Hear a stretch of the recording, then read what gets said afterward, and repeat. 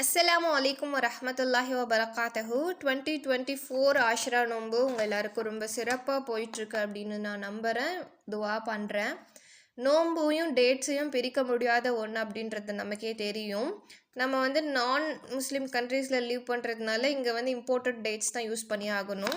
After all நிறைய warning videos பார்த்ததுலேருந்து நம்ம எல்லாமே expiry dates, nutritional information, ingredients எல்லாமே செக் பண்ண ஸ்டார்ட் பண்ணிட்டோம்.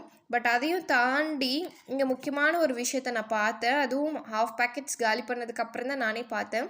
Recommended to wash the dates before eating அப்படின்னு சொல்லிட்டு மேபி ஏதாவது கோட்டிங் கொடுத்துருக்காங்களா என்ன அப்படின்றது தெரியலை.